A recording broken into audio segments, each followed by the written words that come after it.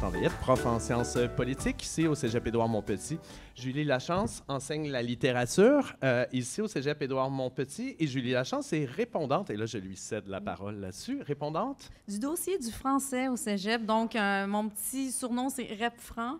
Et je m'occupe d'offrir des activités de valorisation de la langue et aussi de réfléchir aux moyens d'offrir des outils de maîtrise de la langue là, auprès de la communauté édouardienne. Là. Donc, c'est un peu ça aussi mon travail ici. Le travail de RepFran. Oui, voilà. Voilà. Merci, Julie. Je veux présenter, bien sûr, nos invités. Je vais commencer par Marie-Joanne Boucher. Ensuite, j'enchaîne avec vous, Jean-Marc Dalphond. Marie-Joanne Boucher, vous êtes productrice, vous êtes comédienne, vous êtes autrice. Ça, c'est sans parler de vos livres de recettes, en plus de tout cela. On vous a vu à l'écran dans la série Sorcières, notamment, que vous avez co-créé.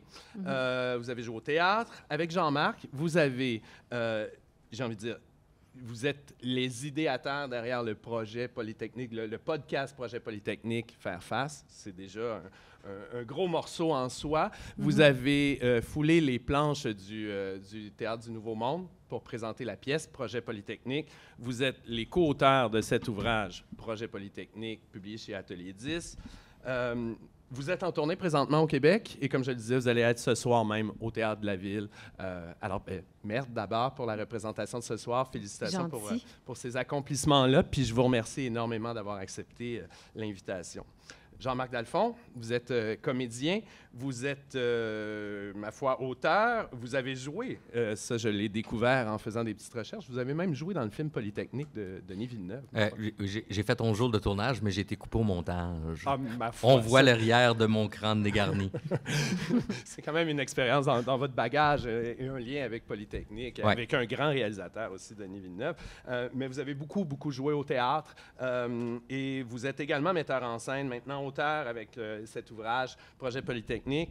Puis vous avez aussi enseigné le théâtre. J'aimerais beaucoup vous entendre là-dessus parce que vous avez une expérience d'enseignement et vous avez aussi une implication qui a beaucoup à voir avec le Cégep Édouard-Montpetit. Est-ce qu'on peut vous entendre un peu sur votre expérience au Cégep Édouard-Montpetit? Oui, en fait, pendant près de 20 ans, j'ai été le metteur en scène qui s'occupait des productions du Citron Bleu, la troupe de théâtre parascolaire du Cégep Édouard-Montpetit. Ça a été un terrain de jeu extraordinaire. Merci, Dédé. Merci, Jean-Marc. Il n'y a pas un arbre qui pousse, qui a quelque chose à voir avec le citron bleu? Juste en avant du cégep, là, en avant de la porte du 945 chemin Chambly, les escaliers qui mènent au café étudiant. Si on regarde les escaliers avant de rentrer, tout de suite à gauche, il y a un arbre là, qui a été planté il y a maintenant pas loin d'une dizaine d'années. Parce qu'avec les étudiants, on avait monté le projet Laramie, qui est un spectacle de théâtre documentaire sur la mise à mort de Matthew Shepard, un jeune homme gay qui a été battu à mort dans le Wyoming. Et puis, plutôt que de donner un cadeau de première aux étudiants, j'ai convaincu le cégep de planter un arbre à la mémoire de toutes les victimes des crimes haineux. Et j'avais fait la demande que ce soit un arbre qui fleurisse au printemps, pour qu'on se souvienne que malgré toute cette horreur qui peut nous envahir des fois, ben la vie reste belle, puis il faut trouver le moyen de mettre un pas en avant de l'autre, puis de continuer à avancer, tout le monde ensemble, pour essayer de rendre notre monde encore plus beau. Ah, c'est donc bien beau. Ouais. Je savais pas. Très beau, et je pense que ça met bien la table pour ce qui va suivre. On va parler évidemment d'un sujet sérieux. J'aimerais laisser la parole justement à Julie pour nous présenter peut-être le point zéro de Polytechnique. C'est quand même un sujet grave. Brièvement, on se rappelle que le 6 décembre 1989, donc il y a 35 ans cette année, alors un homme entrait à l'école Polytechnique à Montréal. Mon Dieu, je suis émue en disant ça. C'est correct. Je pensais pas. Donc, a abattu 14 jeunes femmes qui étudiaient à Polytechnique et a blessé 14 autres personnes. Et parmi, donc, à l'aide d'une arme semi-automatique. Donc, il sera question de tout ça plus tard. À l'époque, on a occulté un peu qu'il s'agissait d'un féminicide, en fait. Aujourd'hui, on le nomme ainsi. Donc, ce sera aussi un sujet que nous allons aborder plus tard. J'aimerais aussi dire que parmi les victimes, tu as ta cousine Jean-Marc, Anne-Marie Edward, qui a été assassinée à ce moment-là. Donc, nous voudrions t'offrir nos sincères condoléances. Absolument. Merci. Alors, nous allons débuter avec une première question. Justement, on se demandait, Jonathan et moi, pourquoi après 30 ans, la nécessité de le présenter au théâtre, de présenter ces événements-là au théâtre. Après le film, on sait qu'il y a eu des livres aussi qui ont été rédigés à ce propos. Alors, que peut-on apprendre de nouveau en voyant ou en lisant la pièce? J'y vais? Ah oui, vas-y. OK. Nous, il faut savoir qu'on n'est pas du tout dans la reconstitution des faits, on est plutôt dans le ici-maintenant. Et le 6 décembre 2018, j'ai publié une photo de mon garçon sur Facebook parce que je me sens de responsabilité d'élever un garçon aujourd'hui. Et Jean-Marc Dalphon m'a écrit un commentaire disant « À chaque année, je prends une ride de plus alors que ma cousine... » Fait que moi, tout de suite, je m'aperçois que sa cousine, donc, est une des victimes. Ça me touche vraiment, ça me bouleverse. On commence à se parler et il me dit que cette année, ce même 6 décembre 2018, il a publié le nom des filles sur Twitter, comme il fait à chaque année, mais cette année-là, il a reçu de la haine. Elles ont mérité leur sort, elles ont couru après, elles méritaient chacune des balles qu'elles ont reçues. Alors moi, tout de suite, je suis complètement... les deux bras me tombent parce que je ne peux pas croire qu'aujourd'hui, on puisse dire ces choses-là sur ces femmes-là que je croyais intouchables, Jean-Marc aussi d'ailleurs.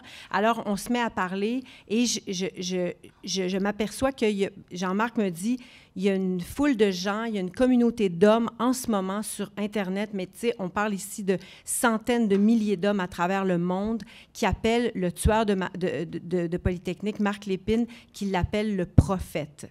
Alors, c'est ça notre point de départ du spectacle. C'est notre indignation. Ça part d'une indignation et une envie de comprendre comment ça se fait qu'il y a des gens qui peuvent penser ça.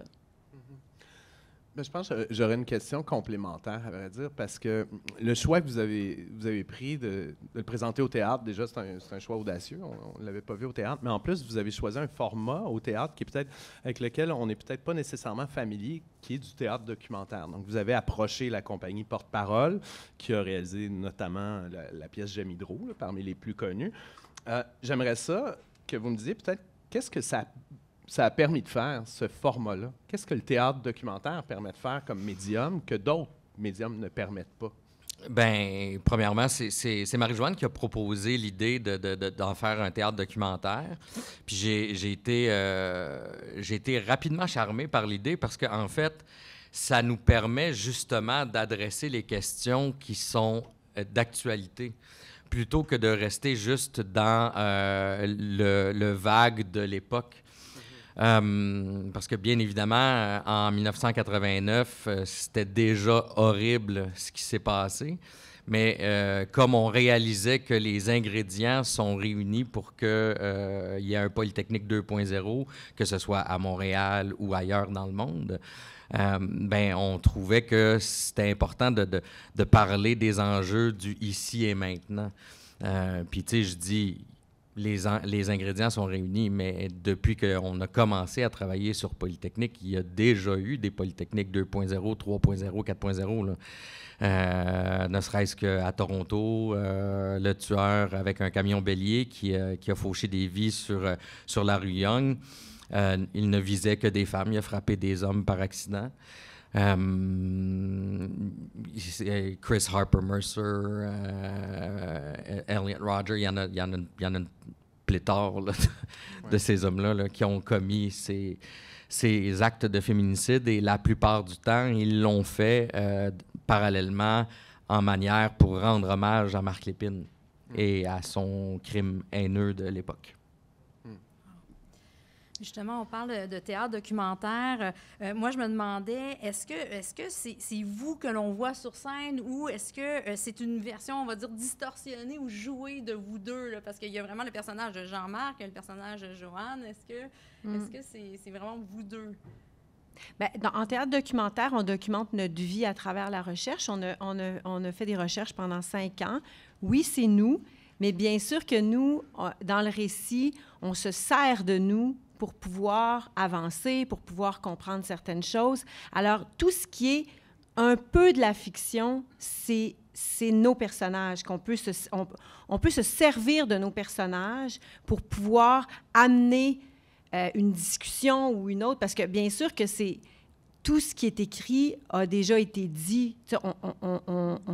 On n'invente rien dans du théâtre documentaire, mais il y a tout de même une édition, là. Si on décide de mettre une scène à une place puis de mettre une autre scène à une autre place, bien, c'est sûr que c'est une forme c'est une forme de point de vue, au fond. Ouais. On est ratoureux. Mais les personnages, pour ma part, en tout cas, la Marie-Joanne que vous allez voir ce soir, c'est la Marie-Joanne d'il y a 5 ans. C'est pas la Marie-Joanne aujourd'hui. J'avais pas fait ces recherches-là. Fait qu'on se sert aussi du personnage de Marie-Joanne pour comprendre certaines choses, apprendre certaines choses. Fait que oui, c'est un personnage, au fond, parce que ce n'est plus moi. Tu vois un peu la différence? Oui, parce que évidemment, tu sais, dans le contexte de nos personnalités qui sont différentes, puis, tu sais, je veux dire, on dit souvent que c'est un spectacle qui est en symbiose avec l'époque dans laquelle on vit, parce que Marie-Joanne puis moi, essentiellement, on se connaissait pas. On s'était rencontrés une demi-heure, genre, dans un party, une fois. Chez Béatrice Picard. Ah, pour faire un peu de name-dropping. La Marge Simpson. Puis quand elle m'a proposé de faire un spectacle sur Polytechnique, ben on discutait sur Messenger.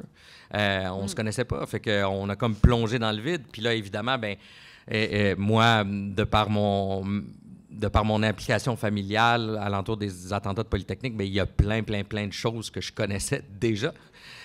Donc c'est d'où la fiction dont Marie-Joanne parle, puis le fait que ce que vous voyez sur scène, particulièrement au début du spectacle, c'est la Marie-Joanne d'alors qui ne connaissait pas tous les enjeux alentour de la question de l'attentat de Polytechnique. Mm-hmm. Justement, j'aimerais rebondir là-dessus. On le sent, vous ne partiez pas du même point, là, ça, c'est évident, tout ça. Et parfois, en tout cas, la lecture, moi, j'ai senti une tension. À un certain moment, on prend une distance, tout ça. Même à la page 161, j'ai relevé un petit peu, comment dire, un différend autour du monopole de la souffrance. Vous parlez ainsi. Puis je me demandais si, justement, cette tension-là a contribué à nourrir votre œuvre. Est-ce que ça a servi l'œuvre, le fait que vous ne partiez pas du même point, puis que, des fois, il y avait une confrontation?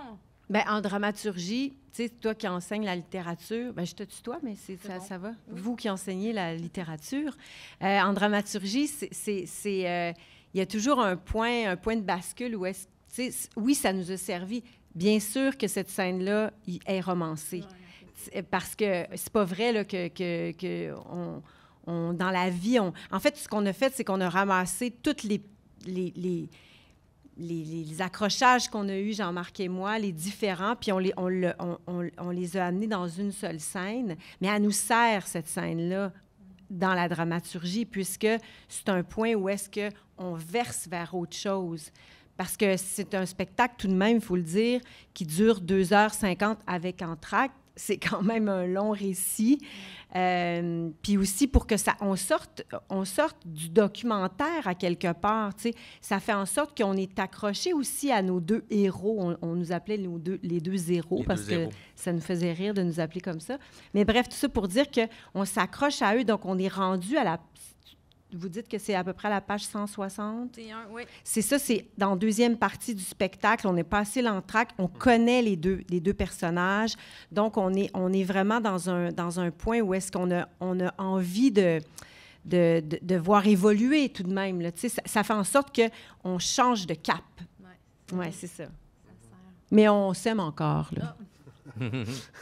J'aurais envie de rebondir là-dessus, ça va un peu dans le même sens, mais je me demande comment c'est reçu, parce qu'on a quand même toute une série de personnages qui sont des personnes réelles. Donc, on peut penser au détective Duchesneau, on peut penser à Nathalie Provost, on peut penser à Léa Clermont-Dion, à Mélissa Blais. Ces personnes-là sont rejouées sur scène, donc par des acteurs. Puis je me demandais comment est-ce qu'ils réagissent? Est-ce qu'il y a des bonnes, des mauvaises réactions? Est-ce que ça doit être quand même particulier pour quelqu'un de se voir jouer sur scène? Comment est-ce que les gens ont réagi? Est-ce que, j'imagine que c'est très variable aussi? C'est assez variable. Pour la plupart, ils sont assez ravis. De toute façon, ils le savaient déjà là, que le processus, c'était de les rencontrer, de faire des d'avoir une conversation avec eux, d'enregistrer cette conversation-là, qu'on extrait un verbatim de la conversation, qu'on utilise des bouts de scène, tu sais. Fait que il y en a qui sont super ravis. Il y en a d'autres qui ont changé leur fusil d'épaule depuis le moment où on les a rencontrés. Dans le cas de Léa Clermont-Dion, tu sais, elle est plus tant dans une position où elle dit que la conversation avec les ultra-radicalisés, les masculinistes ultra-misogynes, est plus convaincue que ce soit le chemin. Fait que, elle aurait peut-être aimé ça qu'on change la scène, tu sais, mais nous, c'est de ça qu'on avait besoin. Fait qu'on l'utilise. Puis, tu sais, elle est venue à la rencontre en toute connaissance de cause. Puis, tu sais, c'est ça qui est ça. Il fallait qu'on fasse notre propre œuvre aussi avec les conversations qu'on a eu avec ces gens-là. Nathalie Provost est ravie du spectacle. D'ailleurs, elle était très cute parce que Nathalie Provost, pour ceux d'entre vous qui ne savaient pas qui c'est, elle était dans le premier local où Marc Lépine a séparé les hommes et les femmes. Ils étaient 9 femmes à rester dans la salle. Et il a vidé son chargeur de 30 balles en 10 secondes. Il en a tué 6, blessé 3. Et Nathalie Provost, c'est celle qui, juste avant la première décharge, a dit « Oui, mais on n'est pas des féministes, nous, là, on est juste des filles qui veulent venir étudier. » Et puis, il a déchargé son arme. Fait que Nathalie Provost était présente à la première au TNM et avant que les spectateurs aient eu le temps de faire un premier applaudissement, elle a hurlé « Merci! » Eh mon Dieu. Puis elle a dit « Je voulais être sûre d'être la première à vous le dire. » Wow, c'est touchant. Puis justement, vos familles, puis toi particulièrement, Jean-Marc, ta famille, tu étais touché. Comment a été la réception de la pièce? Bien, la réception a été super bonne de la part de ma famille, des autres familles aussi. Puis ils sont venus pour la plupart le soir même du 6 décembre. On jouait au TNM le soir des commémorations. J'étais relativement pas mal nerveux. On était tous nerveux. Ouais. Parce que c'est une blessure qui se referme à peu près jamais. Parce qu'évidemment, on en reparle à chaque année, on revit les événements. Et quand j'avais averti ma famille au complet, là, on est une trentaine de cousins-cousines, donc 8 mon oncle, ma tante, la mère d'Anne-Marie, son père, mon cousin Jim. Quand je les ai avertis que je commençais un travail là-dessus, puis sur Anne-Marie, je leur ai envoyé un courriel, puis il n'y a personne qui m'a répondu parce que c'était trop difficile. Fait que quand ils sont venus au spectacle, j'étais vraiment nerveux parce que pour moi, c'était important qu'ils voient l'hommage à Anne-Marie puis aux 13 autres filles derrière tout ça. Peut-être une dernière question sur la démarche artistique avant de parler, je pense, d'une tête importante de ce monstre-là qui est Polytechnique, et je parle aussi de la violence faite aux femmes. Mais dernière question sur la démarche artistique. À un moment, Annabelle Soutard intervient sur scène pour vous dire, à partir de maintenant, vous enregistrez toutes les conversations. On voit même le changement, donc sur scène ou dans la pièce par écrit, où vous vous mettez à enregistrer chacune des conversations. Ma question, c'est dans quelle mesure est-ce qu'un projet comme le projet Polytechnique ne devient pas envahissant dans votre vie? Est-ce que c'est un sujet qui est dur à porter quand même? C'est un thème qui est porteur d'une certaine noirceur. Comment vous gardez une saine distance par rapport à un projet comme ça? Comment vous le faisiez? Comment vous le faites actuellement? Bien, ça dépend parce qu'on est différents tous les deux, mais c'est sûr que c'est envahissant. Si tu t'engages dans une démarche comme ça, tu sais, on a quand même de l'expérience, on a de l'expérience de vie, on a de l'expérience en tant qu'artiste aussi. On le savait là, que ça allait prendre énormément de notre temps. Puis aussi, mais moi, ce qui m'a tenue, pour pas sombrer, je dirais, parce qu'il y a des moments où est-ce que j'aurais pu sombrer, c'est vraiment la soif de comprendre. J'étais animée tout le temps par « il faut que je comprenne ». Ça prenait le dessus sur tout, en fait. Peut-être c'est une naïveté, peut-être aussi... voilà. Mais je peux pas dire que j'avais toujours ça en tête de comprendre puis de faire ma part dans ce grand chaos-là, tu sais. Ouais. Mais toi, Jean-Marc, parce que tu avais aussi ta grotte qui était ton sous-sol. Tu étais allé quand même loin aussi. Oui. Oui. Moi, une grande partie de ma part de recherche, c'était vraiment d'étudier le masculinisme ultra-radical qui est présent sur les réseaux sociaux. Donc, de par mes recherches, j'ai été confronté à des discours profondément violents, des sous-sections des sites avec des vidéos d'assassinats de femmes, tout ça. Donc, moi, maintenant, je le dis ouvertement, mais à un moment donné, j'ai vraiment sombré. Je veux dire, puis de replonger dans ces événements-là, il y a certains aspects de la semaine entourant l'attentat de Polytechnique que j'avais caché au plus fond de moi-même, puis au plus profond de moi-même, puis qui se sont mis à refaire surface. Fait que pendant le processus, à un moment donné, j'ai dû me rendre à l'évidence que je souffrais d'une certaine forme d'un choc post-traumatique. Ouais. Fait qu'il a fallu que je prenne une pause du projet pour me refaire une santé mentale parce que, bien honnêtement, je le dis maintenant, mais si ces recherches-là, je les avais faites juste pour le plaisir de comprendre, honnêtement, je pense que je ne serais pas ici pour vous en parler aujourd'hui, là. C'est vraiment noir. C'est vraiment l'horreur de l'humanité dans sa plus exécrable démonstration. Oh mon Dieu. Ouais. Ben, on va devoir aborder ce monstre qui est la violence faite aux femmes. Je vais beaucoup céder la parole à Julie sur cette section-là parce que c'est d'abord un sujet qui t'interpelle. Oui, absolument. En plus, je ne sais pas si vous suivez l'actualité. Hier, la 9e femme au Québec a été tuée depuis le début de l'année. C'est un 9e féminicide. Quand on regarde les données, par exemple, de l'Observatoire canadien du féminicide, 191 femmes ont été tuées au Canada en 2023. Donc, c'est un sujet d'actualité. Il n'y en a pas de... En tout cas, pour moi, ça me touche beaucoup. Puis, je pense que c'est un sujet dont il faut parler abondamment. Mais justement, tantôt, tu parlais, Marie-Joanne, de comprendre. Ma question est très large, mais est-ce possible de comprendre cette violence faite aux femmes, cette haine qui se manifeste au Canada à chaque semaine? Est-ce qu'on peut la comprendre? Bien, ce qu'on comprend, en tout cas, c'est qu'il y a un manque flagrant d'éducation parce que, puis ce qu'on comprend aussi, c'est que ça s'apprend. Tu sais, le sexisme, c'est la même chose que le racisme, au fond, puis ça s'apprend dans la société. Il y a beaucoup c'est dans les interstices des relations humaines. Après ça, comprendre que quelqu'un peut en venir à la violence, je pense que c'est essayer de comprendre l'incompréhensible. Fait que non, on ne comprend pas ça. Mais ce qu'on comprend, par exemple, ce qu'on remarque, ce qu'on observe, ce qu'on en déduit, ce qu'on a vu, c'est qu'il y a énormément de souffrance. Mais ça n'excuse pas. Non. Ça excuse pas. Mais moi, ça m'a beaucoup... j'avais pas imaginé autant de souffrance. Puis ce que ça me fait de l'avoir, au lieu de juste l'observer puis de le regarder, d'être allé au cœur de cette souffrance-là, d'y avoir touché, ça me rend encore plus impliquée dans le discours. Puis j'ai envie que mes antennes soient encore plus alertes.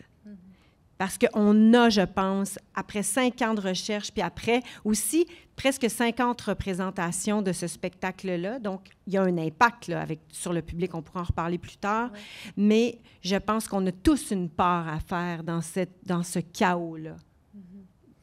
Oui, puis j'aimerais ça amener une précision sur la statistique que tu viens de nommer, là, 191 femmes en 2023. Oui.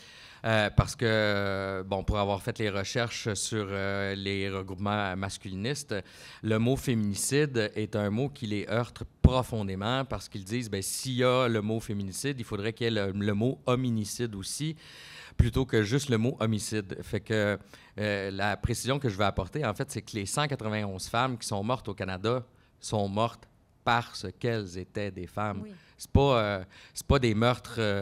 les meurtres qui arrivent par accident d'une femme ne sont pas comptabilisés là, dans ces choses-là. Là. Merci de le préciser, Jean-Marc. C'est vrai que je l'ai pas dit. Puis c'est dans un contexte, je veux dire, de violence conjugale. Là. Il y a vraiment tout un... Exact. Oui, oui. Il y a tout un entourage autour de ça, effectivement. Avec Polytechnique, bon, on parlait de féminicide, mais avec Polytechnique, on parle même de féministicide. C'est un mot que j'ai appris dernièrement. Donc, le fait que c'est un acte terroriste envers, oui, les femmes, mais envers les féministes. Les féministes, c'est ça. Là, ce sont des anti-féministes. Oui. Donc ça m'a interpellée beaucoup. Ils cherchaient à terroriser les féministes en particulier. Oui. Qu'est-ce qui est incompris du féminisme? Puis c'est quoi le féminisme pour vous? J'aimerais vous entendre là-dessus. C'est une grande question. Bien, pour moi, le féminisme, moi, je suis très fier d'être un homme puis de dire que je suis féministe, ouvert. Tu sais, je veux dire, je vois pas de problème du tout. C'est un mouvement qui cherche essentiellement l'égalité totale des rapports hommes-femmes. Vous, messieurs qui êtes là dans la salle puis qui nous écoutez aujourd'hui, vous êtes encore jeunes, vous êtes encore aux études, mais à chaque fois je dis ça, votre job quand vous allez arriver sur le marché du travail, c'est à travail égal, exiger un salaire égal pour vos collègues de travail féminines qui gagnent encore 80 cents à la pièce que vous gagnez, pour un travail égal. Fait que commencez là, Commencez là. Puis après ça, passer à l'étape suivante, exiger une réelle égalité dans les travaux à la maison, dans les rapports que vous pouvez avoir, dans la compréhension de tout à travers les conversations. C'est, essentiellement, c'est ça. C'est ça, être féministe. C'est de dire, on en a assez que les rapports hommes-femmes soient inégaux. Dans les rapports intimes aussi, parce que souvent, ça se passe dans les rapports intimes. Parce que on entend beaucoup, on n'est pas contre l'égalité, mais là, quand on est dans la chambre à coucher, c'est une autre histoire. Puis ça, on a beaucoup de chemin à faire. On est très, très retardés. Non, mais c'est vrai. Puis ça fait en sorte qu'après ça, ça découle il y a beaucoup de problèmes qui découlent de ça. C'est l'égalité entre les hommes et les femmes. Mais moi, je m'aperçois de plus en plus que justement, ce dont Jean-Marc vient de parler, c'est très juste parce qu'on a besoin des garçons aussi pour y arriver. C'est pas une chose qui se fait juste entre nous, entre femmes, puis si on en discute juste entre nous, je pense il faut vraiment inclure les gars en fait, c'est un projet de société. C'est vraiment, ça devrait être toujours au cœur de toutes les décisions. C'est drôle que tu dises projet de société parce que je suis en train de réfléchir dans ma tête. À un autre projet de théâtre documentaire? Non, pas pantoute. Mais non, parce que, tu sais, souvent, on voit le féminisme, le mot qui est accolé au féminisme, quand on cherche l'égalité, les féministes, c'est comme le combat pour l'égalité. Puis les masculinistes utilisent ça pour dire, vous voyez, les féministes essayent de nous combattre. Puis, dans le fond, être féministe, c'est plus un projet pour l'égalité. Tu sais, il y a quelque chose de plus... constructif, de plus positif. Ouais. Parce qu'évidemment que ça reste un combat. Évidemment que ça l'est. C'en est un qu'il faut porter fièrement. Mais ça, malheureusement, c'est que là, on est rendu à une étape où les mots sont dénudés de leur sens premier ou deuxième degré, peut-être. Puis, il y a beaucoup d'hommes à travers le monde, et particulièrement au Québec, qui détournent le sens pour coller à leur propre agenda. On a parlé, dans le livre, en fait, il est question aussi d'un deuxième drame. Le premier drame, bien entendu, c'est le meurtre de ces femmes, en premier lieu, bien sûr. Mais le deuxième drame, ça a été de ne pas le nommer, qu'on s'en prenait aux femmes. Là. On a parlé de tireur fou, on n'a pas voulu discuter, analyser sa lettre de façon, là, comment dire, plus... transparente. Transparente, voilà, merci beaucoup. Et même, bon, je lisais une entrevue avec Charles Tisser, qui était chef d'antenne à Radio-Canada à l'époque, et il dit aujourd'hui, j'ai refusé de le dire, c'est un déni, etc. Puis ma question, c'est pourquoi c'est si important de le nommer nommer et puis d'en parler ouvertement, puis de dire ce qu'il en est. Là. De nommer le féminicide. Oui, le féminicide, effectivement. Oui, le mot. Mais ça a pris 25 ans avant qu'il nomme l'acte. Je pense que au départ,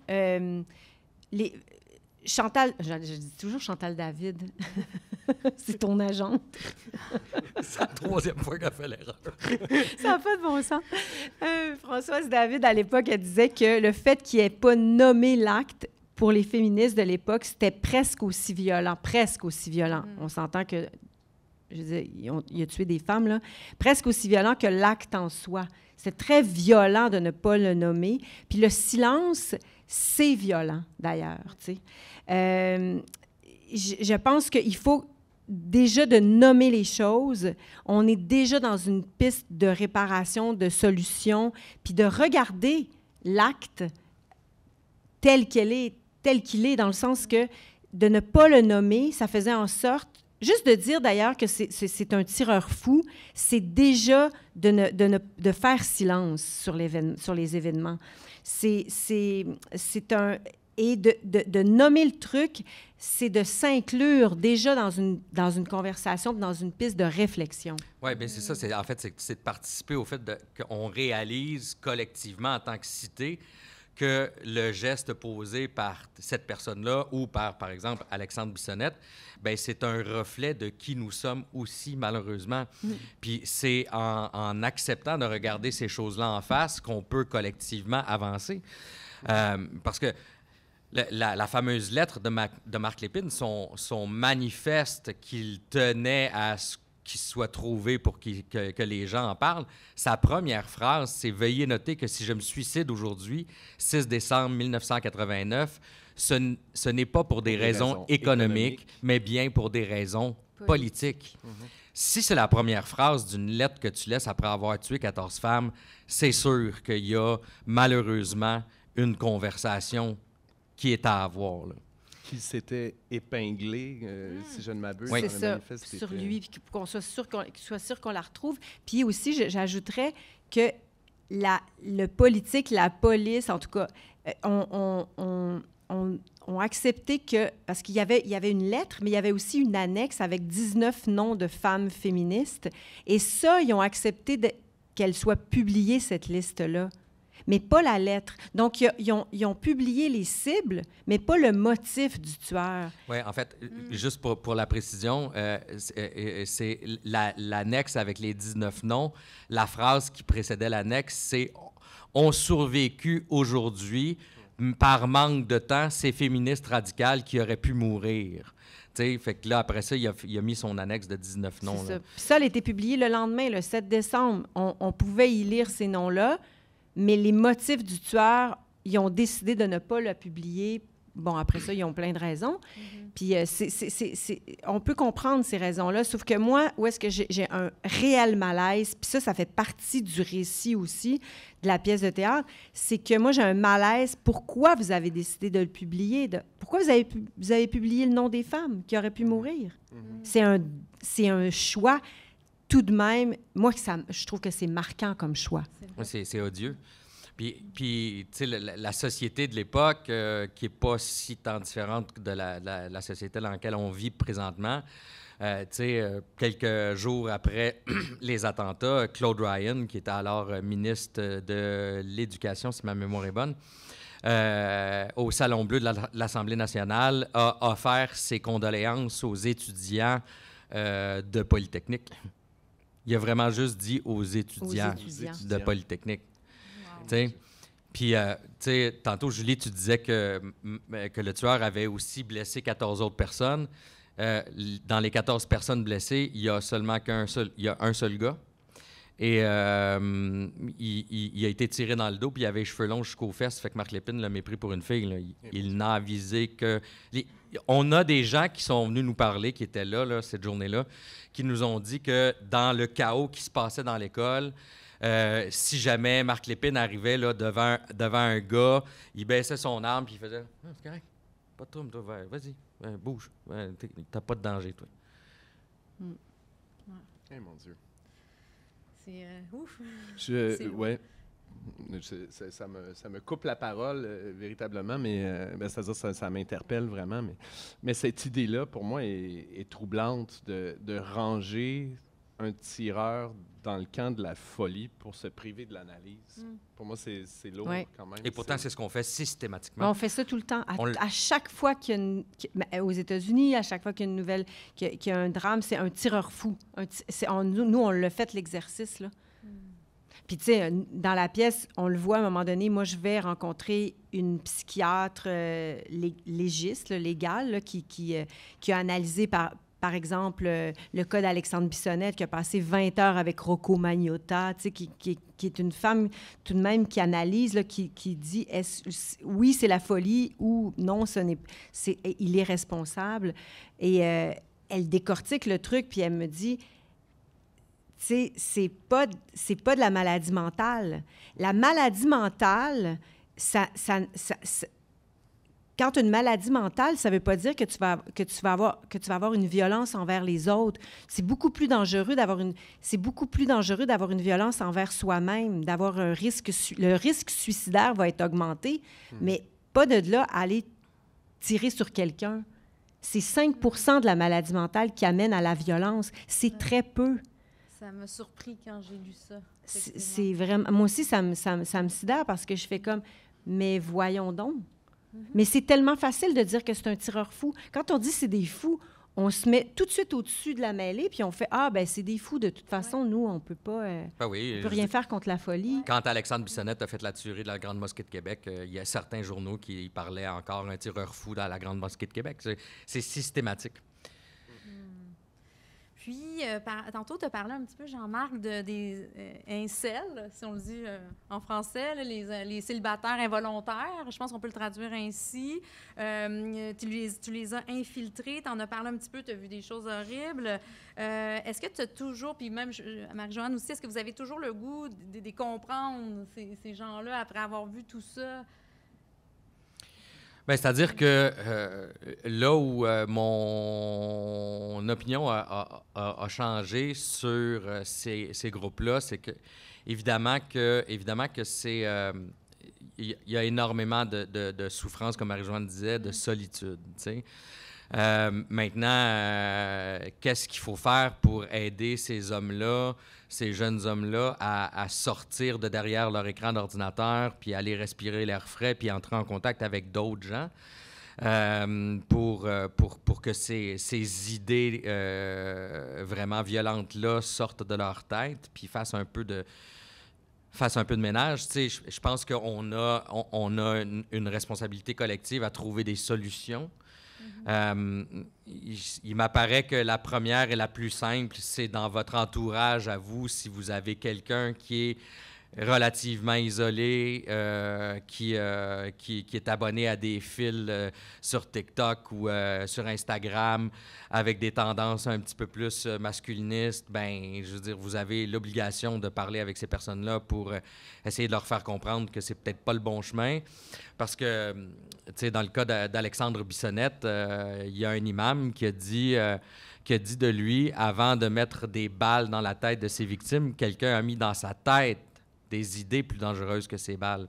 Puis c'est une phrase qui est parfaite, en fait, parce que c'est exactement ça.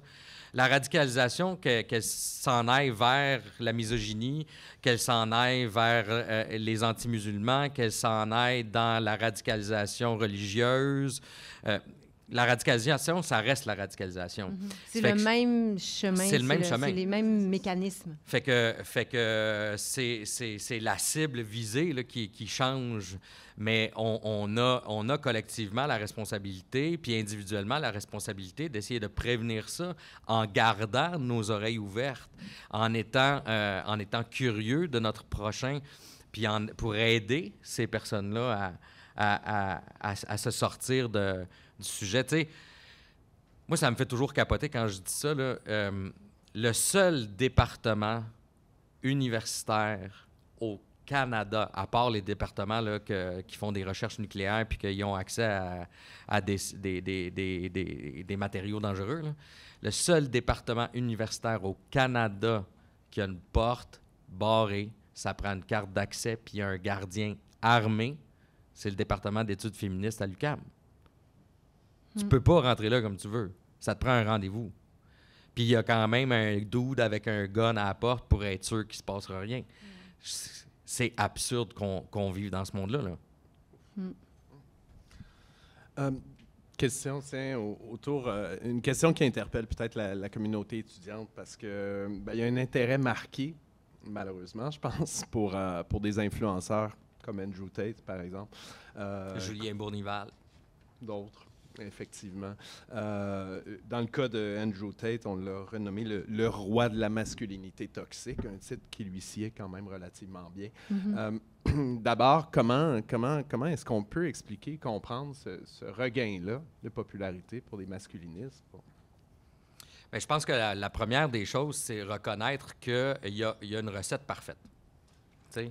Parce que sous le couvert de l'amélioration de tes capacités physiques, l'amélioration de tes capacités financières, l'amélioration de tes capacités à avoir des relations avec les personnes qu'on considère étant comme en haut de la sphère de la beauté qui correspondent au dogme, tu sais.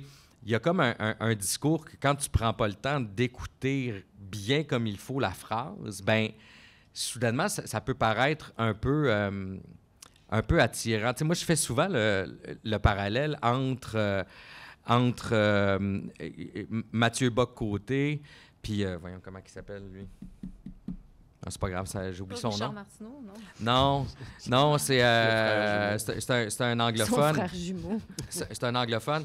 Mais si vous prenez le temps, quand Mathieu Bock-Côté parle, c'est un être extrêmement intelligent. OK?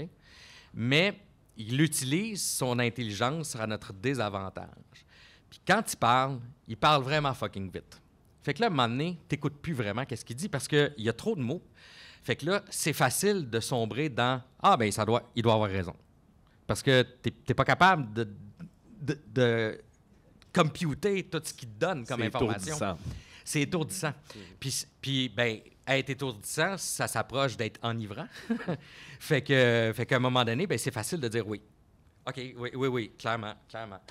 Mais ça, c'est être attiré par ces gens-là. Mais moi, si je reviens à ta question, là, je pense que Mélissa Blais, elle dit bien dans le texte, tu sais, les incels, en tout cas les masculins, ça s'incarne aussi dans une peur de l'autre.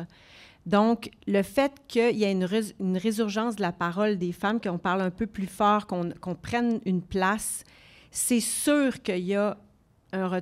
C'est comme si... Un ressac. Oui, puis, bien, un espèce... Je ne sais pas si il y a des féministes qui disent qu'ils n'aiment pas ça parler de ressac, mais je pense qu'il y a quelque chose de l'ordre de ça aussi.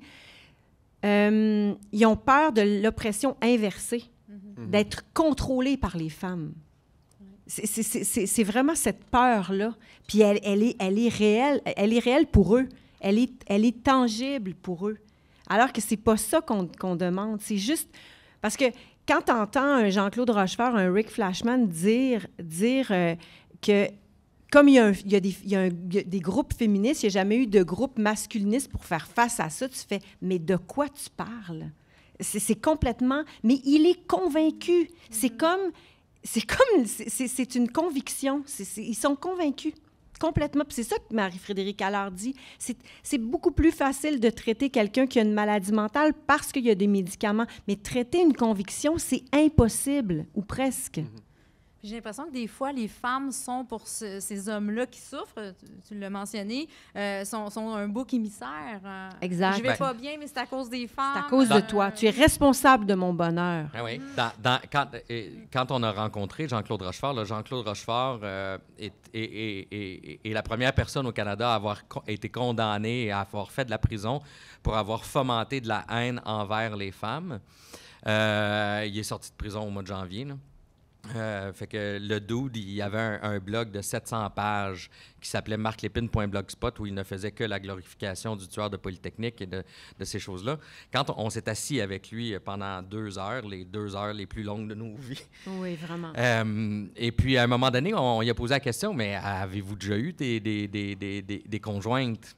Puis sa réponse m'a tellement insulté. Il dit, attends, il dit, oui, j'en ai eu 3. Là. J'ai eu mon allemande, j'ai eu ma mécanicienne, puis j'ai eu ma musulmane. Tu sais, il n'a pas donné ses noms. Là. Fait que là, on a fait. Je me souviens très bien d'avoir fait. Ben, elles doivent avoir des noms, ces femmes-là. Puis là, je l'ai un petit peu mordu. Ça m'avait insulté. Tu sais, je fais comme, voyons. Tu sais, mais c'est ça, parce que ces groupes-là, c'est l'objectification de la femme. La femme devient un objet pour eux à user à leur bon vouloir. Ces gars-là, ultra radicalisés, entre eux, militent pour l'abolition du concept du viol, parce que le viol ne peut pas être un concept qui existe quand la femme est un objet, puisque c'est un dû qu'ils peuvent prendre quand ils le veulent.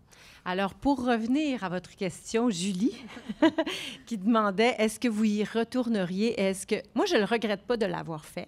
Je ne regrette pas d'être allée à la rencontre du monstre, entre guillemets, d'essayer de comprendre ceux que je ne comprends pas du tout, mais je ne le referais pas, par exemple. Je ne pense pas que c'est un exercice qu'il faut faire. Nous, on était accompagnés d'une compagnie de production, des gens qui sont ferrés en documentaire. On avait des avocats, on avait des gens, tu sais, une assurance, puis on savait que c'était pour un objet d'art, pour essayer, pour démontrer, mais je pense pas qu'il faut faire ça. Puis je pense pas que c'est... Mais comme on l'avait jamais fait encore, on est dans les premiers à avoir fait ça, moi, c'était certain qu'il fallait qu'on y aille. Il fallait vraiment qu'on y aille. Sinon, l'exercice, ce que ça faisait, c'est que ça faisait juste en sorte qu'on les observait. Alors que nous, on est allés à leur rencontre, puis on leur a donné la parole. On leur a tendu le micro. Et je vous promets que si vous venez voir le spectacle, vous n'aurez pas envie de vous identifier à ces gens-là. Vous allez avoir envie de vous identifier à une Mélissa Blais, par exemple, à une Léa Clermont-Dion. Ça, on a envie de s'identifier à elle, à ces gens-là.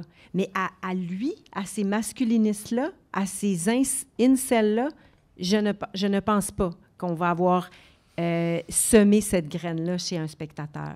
Non, puis, tu sais, pour continuer ce que Marie-Joanne dit, tu sais, moi non plus, je ne le referai pas. Tu sais, je l'ai fait une fois. Par contre, maintenant que je sais tout ce que je sais, ce que je vais continuer à faire, c'est de continuer à en parler, continuer à taper sur le clou de c'est vraiment urgent qu'on trouve des solutions collectives. Oui. Tu sais. Puis que nos dirigeants aussi, parce que après, nous, on peut bien être peace and love, puis entendre notre voisin, là, mais il faut quand même qu'il y ait des décisions très, très précises. C'est là-dessus aussi qu'on travaille en ce moment. Mais est-ce qu'on vous a reproché, justement, de leur avoir donné la parole dans la pièce, de leur avoir donné une visibilité? Bien, à chaque fois que tu t'exposes, tu t'exposes à la critique. Ouais. Fait que oui, on a été... Mais à un moment, il faut avancer. Nous, c'est le chemin qu'on a pris, puis on y est allé. Mais nous, là, on est 2 citoyens artistes. On ne s'adresse pas à des universitaires, on n'est pas dans une chambre d'écho du tout. Oui, on veut créer la controverse, fait que on s'expose à la critique, puis puis là, je dis ça, puis j'ai été découragée souvent parce que... Mais là, dans ce temps-là, je sortais ma phrase extraordinaire, je disais « Marie-Joanne, on s'en calisse. » En tout cas, c'est ça. Ouais, fait que, oui, il y a des gens qui ne sont pas d'accord, il y a des 2 camps de toute façon. Tu sais, il y a notre famille aussi, on s'expose par rapport à notre famille, par rapport à notre vécu personnel. Fait qu'on s'expose à tous les niveaux, mais on a décidé de le faire, puis on le fait de façon honnête. Et voilà. Mais justement, le deuxième volet, peut-être à cette question, maintenant que c'est publié, est-ce qu'il y a une peur pour votre sécurité, la sécurité de votre famille, tout ça, vu que c'est su maintenant? Puis que c'est... Bien, on y a beaucoup pensé avant, parce qu'il a fallu user de stratagèmes, ne serait-ce que pour l'infiltration des réseaux incels. Tu sais, il y a des spécialistes qui m'ont dit que je mettais Marie-Joanne en danger de mort, que je mettais ma blonde en danger de mort, Annabelle Soutard. S'ils me retraçaient, fait qu'il fallait que je trouve des façons de les protéger. Puis on s'est posé la question, à partir du moment où on en parle publiquement, est-ce que toutes ces précautions-là qu'on a prises deviennent caduques? Là où notre réflexion s'est rendue, c'est maintenant que c'est public, il n'y a plus aucun intérêt à s'en prendre à nous. C'était avant qu'on le rende public que l'intérêt était là pour nous faire taire, tu sais. Un peu comme ce que Marc Lépine a fait aux 14 femmes. Il est rentré dans une école, puis il a dit « Vous autres, vous allez fermer vos gueules », puis il les a tirés, tu sais. Fait que là, il était là pour nous, le danger. Maintenant, je pense pas qu'il y en a un, vraiment. Mais les filles de la production, on avait quand même exigé de la sécurité. Il y avait 2 policiers en civil qui étaient dans la salle au TNM tous les soirs. On avait émis en tout cas, moi, j'avais peur avant que ça à un moment donné, c'est parti. Mais c'est sûr que c'est la première fois que je monte sur scène. Tu sais. Je veux dire, j'ai 30 ans de métier, puis j'en ai fait des pièces, là, mais c'est la première fois que je monte sur scène, puis on dirait que je m'en vais à la guerre. Je m'en vais à la guerre, pour vrai. Puis à chaque fois qu'on entend du bruit dans les coulisses qui n'a pas rapport, moi, je me dis tout le temps, on est tous un peu... on est hyper vigilants. On est hyper vigilants, pour vrai. Puis, il n'y a rien arrivé. Oui, puis tu sais, il n'y a pas juste les incels, tu sais, je veux dire, il y a les pro-guns aussi, parce que la conversation sur les armes à feu au Canada est née essentiellement au lendemain du 6 décembre, là. Puis elle a été pilotée de main de maître par Wendy Secure, Heidi Ratchen et notamment ma tante Suzanne, la mère d'Anne-Marie. Ça fait que, puis ces personnes-là qui militent pour un meilleur contrôle des armes à feu au Canada reçoivent de manière hebdomadaire des menaces de mort. Fait que, donc, il y avait aussi ce clan-là qui nous effrayait un peu, qui pour moi est peut-être un petit peu plus épeurant, tu sais. Oui, c'est ça. Parce que, tu sais, il y a une des figures de proue du mouvement pro-contrôle au Canada nous a dit qu'elle prenait jamais le même chemin pour aller travailler. Elle travaille 5 jours par semaine, 40 semaines par année. Je ne sais pas si c'est le temps, Julie, de passer à cette section-là. Peut-être, justement, ça, c'en est un autre monstre. Le contrôle des armes à feu, ou le contrôle ou l'absence de contrôle des armes à feu. Mais peut-être commencer par apporter des précisions. Vous venez tout juste de le mentionner, Jean-Marc. Donc, quelle est l'incidence concrète de Polytechnique sur le contrôle des armes au Québec ou au Canada? Bien, avant Polytechnique, il n'y avait pas vraiment de réglementation sur les armes paramilitaires au Canada. Paramilitaire, évidemment, là, on parle d'armes qui ressemblent à une arme de guerre avec un système de tir semi-automatique. Là, pour être sûr qu'on parle tous de la même affaire, les armes automatiques au Canada sont interdites depuis 1978. Fait que, tu sais, ça n'existe pas. Mais une arme semi-automatique, c'était pas réglementé. Avec des chargeurs à haute capacité. On parle de chargeurs capables de tenir 30 balles, 50 balles. Ça fait qu'au lendemain de Polytechnique, il y a des étudiantes et des étudiants de Polytechnique qui se sont regroupés pour partir une pétition pour demander l'abolition des armes paramilitaires au Canada. Donc, les armes qui servent à jouer à la guerre. À force de militer puis de travailler fort, en l'espace d'environ 1 an et demi, ils ont ramassé 560 000 signatures. Mais là, il faut comprendre, parce que vous êtes tous jeunes, on parle de 1989, Internet n'existait pas. Il n'y avait pas de téléphone cellulaire, là. C'est 560 000 signatures de personnes qui ont pris un crayon puis qui ont signé sur une feuille de papier. C'est, à ce jour, la pétition la plus grosse jamais donnée à la Chambre des communes du Canada. Fait que presque 5 ans, jour pour jour, après les attentats de Polytechnique, il y a eu la création du PPA, le permis de possession et d'acquisition d'armes. À partir de ce moment-là, c'était le 5 décembre 1994. 95, oui, c'est ça. 6 ans. Il y a eu la création du PPA. Donc, à partir de ce moment, de cette journée-là, pour être propriétaire d'armes à feu, tu devais avoir un permis de possession et d'acquisition. Et il y a eu aussi la création du registre des armes d'épaule, qui était un registre pan-canadien où toutes les armes que tu possédais à la maison devaient être enregistrées. Mais comme une voiture qu'on enregistre. Oui, exactement. Mais il n'y a pas eu de bannissement des armes paramilitaires au Canada, puis elles ne sont encore pas bannies au Canada. Le projet de loi s'en vient, mais le projet de loi présentement qui est en troisième lecture au Sénat est très faible, et si les conservateurs sont élus à la prochaine élection, ils vont défaire ce projet de loi-là. En fait, ce que les pro-gun, les pro-contrôle demandent, en fait, c'est un projet de loi où, au Canada, une arme n'aurait pas un système de tir qui permet d'avoir plus que 2 balles. Et toutes les armes semi-automatiques paramilitaires soient enlevées du marché et revendues au gouvernement pour être détruites. Mais évidemment... Il faut dire aussi que le registre des armes en 2012 a été aboli complètement. Donc, ils l'ont créé en 1995. Puis, ça a coûté des millions de dollars, voire même... Ça a coûté 1 milliard. Ça a coûté 1 milliard de dollars, et il a été aboli. Ça, c'est terrible parce que ça fait en sorte qu'un policier qui arrive chez quelqu'un, il y a de la violence conjugale, très rapidement, avec le registre, pouvait voir dans sa voiture, OK, il y a une arme ici, mais là, il faut qu'il fasse une demande. C'est très, très long avant de savoir s'il y a une arme dans la maison. Donc, c'est vraiment... Ça a été une grande défaite, ce démantèlement de registres. Je pense qu'on aura même l'occasion de revenir sur les propos de Nathalie Provost, oui. qui en fait quelque chose. J'y reviendrai éventuellement, je pense. Mais donc... Mais oui, c'est ça. Essentiellement, c'est ça. Puis en termes de désinformation publique, vous êtes à même là, de peut-être l'avoir vu. Dernièrement, il y a Carey Price qui s'en est pris au projet de loi sur les armes à feu en disant, ben là, ils veulent bannir les armes de chasseurs. Mais il n'y a jamais été question de bannir les armes de chasseurs. C'est vraiment... Parce qu'il faut comprendre aussi qu'au tournant des années 70, les manufacturiers d'armes à feu c'est la fin de la guerre du Vietnam, il y a eu beaucoup d'opposition à la guerre, mais en même temps, il y a une certaine glorification de la guerre, les films de guerre, tout ça. Puis ils se sont rendus compte que les citoyens qui aimaient les armes à feu avaient envie d'avoir dans leurs mains des armes qui ressemblaient à celles qu'ils avaient vues aux nouvelles ou qu'ils avaient vues dans un film.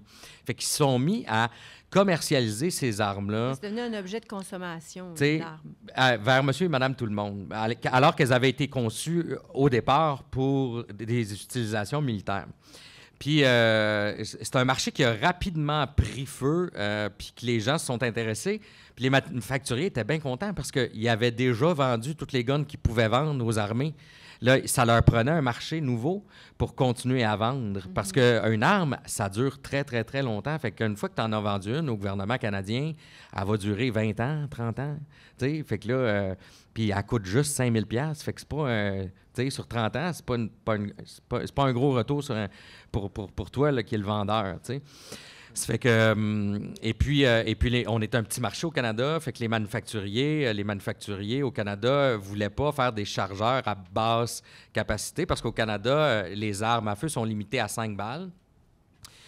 Les chargeurs, donc, sont limités à 5 balles, mais comme on est un petit marché, ils ont fait, c'est pas vrai qu'on va créer une cartouche pour le Canada. Fait qu'on prend la cartouche qui existe pour le monde entier, puis on met un rivet dedans. Puis quand tu as mis tes 5 balles, mais ça ne rentre plus.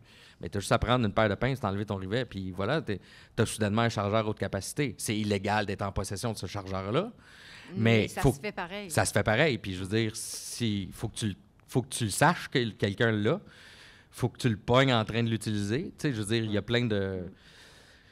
Il y a plein de couches là, de légalité qui sont difficiles à aller chercher. Là. Pourquoi le registre des armes à feu dérange les pro-armes? Parce qu'on voit ce qu'ils achètent, parce que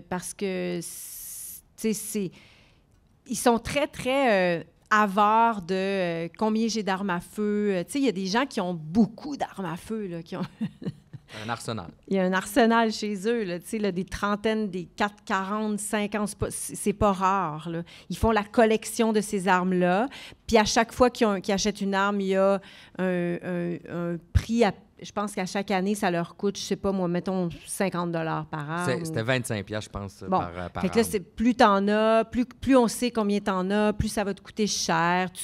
Ils veulent garder ça toujours flou parce qu'ils jouent la carte, je pourrais me faire voler ces armes-là, Puis pour eux autres, c'est pas des criminels. Ils ne sont pas des criminels. Puis arrêtez de nous associer aux criminels. C'est pas parce que j'ai une arme à feu que je suis violent. Moi, c'est mon sport. J'aime ça. C'est ma passion, les armes à feu. On dirait une question d'identité. Ah, c'est complètement une question.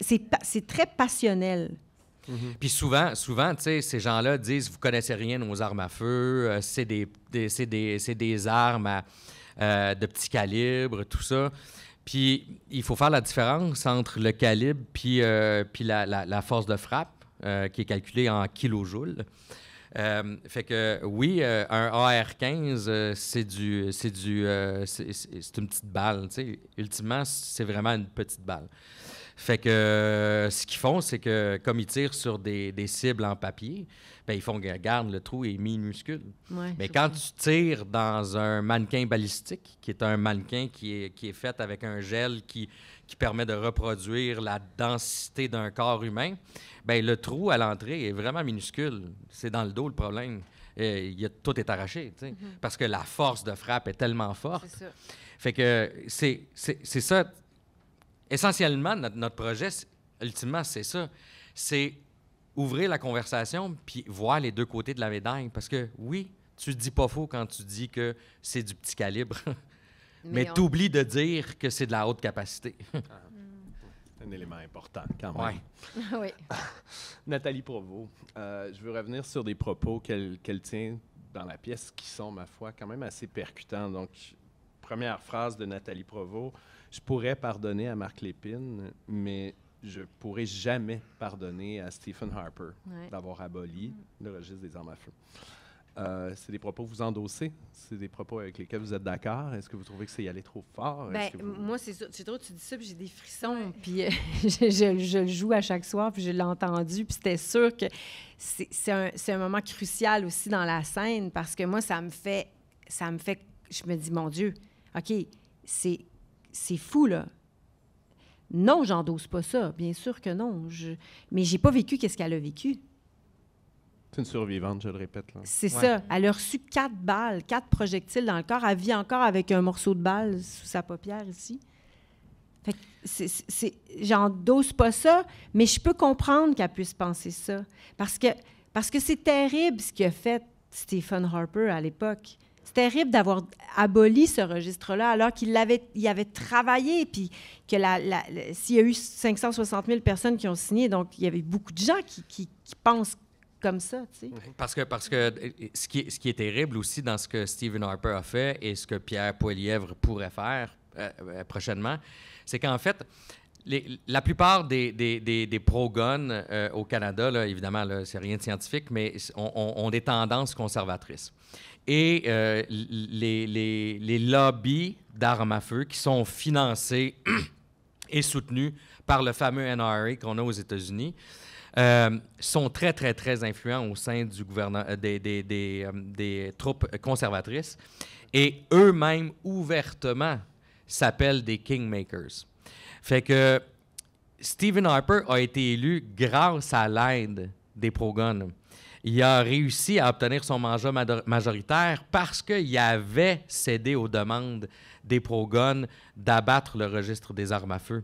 D'où les problèmes que Trudeau a présentement, bien, ils sont nombreux, là, mais un des problèmes qu'il y a, c'est justement ça, c'est que là, il y a une mobilisation de la base pro-gun au Canada pour essayer de le déloger et mettre Pierre Poilievre à sa place, nonobstant le fait qu'il s'approche de discours trumpistes, tout ça, tu sais.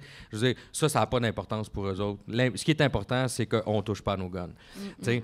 Fait que, puis, par rapport à la question de est-ce qu'on endosse les propos de Nathalie Provost, bien, comme dit Marie-Joanne, je pense qu'il n'y a pas grand monde sur la planète qui peut avoir le...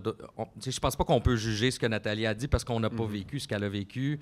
Mais je me souviens, par exemple, d'avoir été profondément bouleversé parce que Marie-Joanne et moi, on est allés à Ottawa voir une manifestation pour Gun. Il y était presque 10 000 personnes dans la rue. Puis je textais à Nathalie, je fais comme, je suis vraiment nerveux. Là, on s'en va voir du monde qui disent que ma cousine, ça n'a aucune incidence, la mort de ma cousine, sur la manifestation qu'ils vont faire. Puis Nathalie, elle m'a texté, elle a dit, inquiète-toi pas, il y a 14 anges au-dessus de vos têtes qui vous suivent. Puis là, tout de suite après, elle m'a renvoyé un autre. Elle a dit non, en fait, il y en a 15 parce que Marc aussi est là puis il prend soin de vous. Je trouve que, je veux dire, j'y repense, puis il y a une générosité dans ce propos-là, c'est-à-dire qu'il y a une fonction politique forte, d'abord. Ouais. Stephen Harper a une incidence politique en abolissant le registre. Oui. Mark Lépine a une incidence sur ce qu'elle a vécu. Le passé. Exact. Mais je trouve qu'il y a presque une générosité, un rapport Une grande force d'objectivation. de résilience aussi. Mais Quand Nathalie, même, elle nous oui, a toujours exactement. dit depuis le début, parce que moi, j'étais là, il faut aller rencontrer les pro-guns, parce que c'est tellement polarisé, ils sont tellement polarisés qu'il faut aller à la rencontre de ce camp-là aussi, tu sais. Puis elle me dit, quand tu vas aller rencontrer Guy Morin, qui est la figure de proue des pro-guns au Québec, elle me dit, il va falloir que tu l'aimes. Puis là, je comprenais pas. J'étais là, ben voyons, il va falloir que je l'aime. Mais je comprends. Il y a quelque chose de... Parce que si tu veux t'inclure dans la conversation, il faut que tu le respectes. Je pense que c'est ça qu'elle veut dire aussi dans l'aimer, ou en tout cas, c'est plus un respect. C'est plus un respect de l'humain qui est devant toi. Parce que sinon, c'est trop facile de se braquer. Puis lui, il ne sera pas généreux non plus s'il sent cette espèce de fermeture. Fait que ça ouvre à la compréhension. Je pense que à la conversation À la d'abord, conversation. puis après, oui, peut-être la compréhension, tu sais. Comprendre, c'est prendre en soi, en quelque sorte. Donc, C'est ça. Parce que c'est sûr que c'est difficile. Tu sais, ces gens-là là, qu'on appelait, là, tu sais, tu t'imagines, là, moi, là, tu sais, je me suis... d'ailleurs, ça fait partie des verbatims, puis ça fait partie d'une scène. C'est vraiment mon vrai appel. Tu sais, bonjour, je m'appelle Marie-Joanne Boucher, je suis comédienne. Je travaille sur un spectacle de théâtre documentaire et j'aimerais vous parler à titre de président de Tous contre un registre. Tu sais, il fait comme oui. C'est ça, juste pour vous mettre un peu au parfum de notre recherche, on parle des événements de la Polytechnique. Tu sais, lui, il peut raccrocher, mais je veux pas qu'il raccroche. Fait que, tu sais, je me démène, puis en même temps, je veux être franche, puis je veux être honnête avec lui, mais il y a une part que je lui promets qu'on est dans une trame de compréhension, mais je suis obligée d'être qui je me suis annoncée comme ça. Je ne peux pas arriver après, « Hey, là, je vous ai maintenant. Vous êtes pris comme un rat, monsieur. Là. Je vais vous avoir, moi. Je vais arriver avec mes questions troublantes. Mais non, je n'ai pas le droit de faire ça parce que moi, je lui demande d'être généreux parce que je veux l'avoir aussi dans le show. Mais moi, il faut que je sois généreuse aussi. Mais moi, ma part de générosité, c'est de l'écouter pour vrai. Puis la beauté de ça, c'est que Guy Morin est venu voir le spectacle au TNM. Puis avant de se présenter à la représentation, il a fait un Facebook Live à ses followers. Puis il a fait, bon, mais là, il y a une couple d'années, là, j'ai rencontré une fille, là, elle s'appelle Marie-Joanne Boucher. Là, puis là, on va aller voir ça. Là. Qu'est-ce qu'ils ont fait, là, les théâtreux du gros nounours barbu, le gros méchant qui aime les guns, puis tout le kit. Puis après le spectacle... Il a fait une critique du spectacle. Il a fait une critique du spectacle en disant, j'ai été très agréablement surpris par ce que j'ai vu. Je m'attendais à ce qu'on me traite avec irrespect, alors que c'est pas ça du tout qui s'est passé. Ils m'ont traité avec respect sur scène. J'ai reconnu les mots que j'ai utilisés. Je reconnais que ce qu'ils ont utilisé, c'est ce que je pense, c'est ce que je pensais. Et je crois que tout le monde devrait aller voir le spectacle, particulièrement ceux qui s'en prennent au pro-contrôle. Oui, puis en plus, il a ajouté, il a dit live, parce qu'il y avait une discussion après, il a dit devant tout le monde, puis je pense qu'il l'a dit aussi dans sa critique Facebook, il a dit...